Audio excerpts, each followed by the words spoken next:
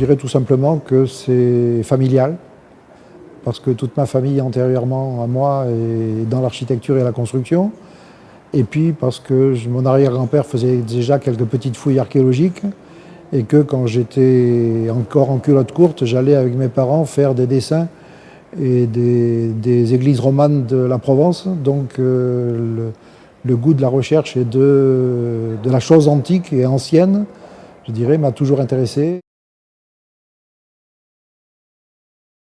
Je pense qu'il est absolument indispensable d'avoir des connaissances approfondies, je dirais, sur la période sur laquelle on est en train de travailler et qui a produit les monuments.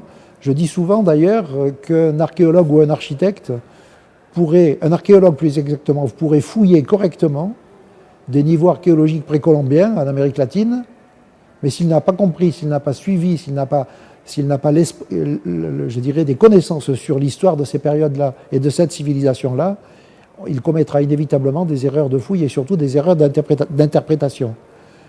Alors pour l'architecte, c'est encore plus important, dans la mesure où nous avons à dessiner et à comprendre. Dans les cours que je donne, dans plusieurs enseignements auxquels je participe, je dis aux étudiants, je ne vais pas vous apprendre à dessiner, je vais vous apprendre à voir. Et si vous avez compris, si vous avez vu, vous aurez compris, et si vous avez compris, vous saurez dessiner. Si je ne comprends rien à l'architecture inca ou à l'architecture des Aztèques, si je n'ai pas une base approfondie de connaissances sur ces monuments-là, je suis absolument persuadé que je pourrais faire des contresens et évidemment, même en y mettant le maximum je dirais, de moi-même je risque de faire des erreurs d'interprétation et donc des erreurs dans le dessin, parce qu'on ne dessine correctement que ce qu'on a vraiment bien compris. Je dirais tout simplement que pour moi, ce sont deux personnages qui regardent la chose archéologique avec des yeux différents et qu'il est absolument indispensable que l'un et l'autre regardent la chose archéologique avec des yeux qui sont des yeux complémentaires l'un pour l'autre. Et donc je pense qu'il faut qu'une équipe de recherche sur un chantier archéologique doit être bien sûr constituée par un archéologue et si possible quelqu'un qui a des connaissances historiques très grandes, mais aussi un architecte qui a une formation archéologique. Pour moi, il y a essentiellement le problème de la composition.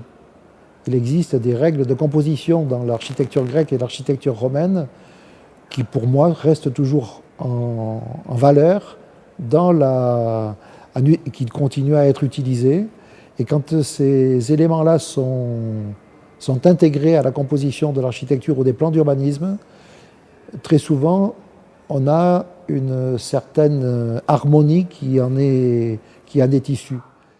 Le bâtiment dans lequel nous sommes a évidemment des allures qui sont extrêmement importantes, extrêmement intéressantes et qui ont une charge dans leur composition qui est extrêmement intéressante parce qu'il y a des rythmes, il y a une rythmique des façades, il y a une rythmique de la composition, un jeu dans les vitrages, un jeu des pleins et des vides, tout cela reste quel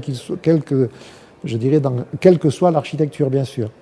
Mais j'ajouterais simplement que dans l'architecture, j'ai presque honte d'en parler dans la mesure où je n'en fais pas partie, où je l'apprécie, je la regarde, mais je n'y participe pas en tant que constructeur, puisque je n'ai que très peu construit et j'ai surtout participé aux recherches archéologiques.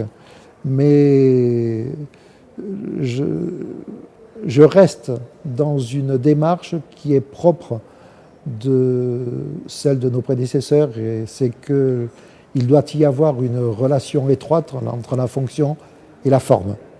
Voilà. Et je crois que ça, c'est très important.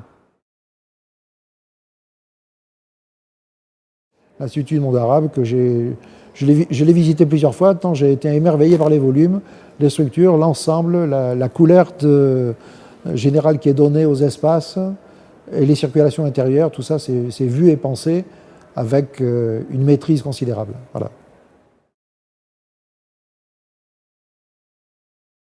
J'aime bien l'époque d'Auguste, c'est évident, parce que c'est celle dans laquelle j'ai le plus travaillé.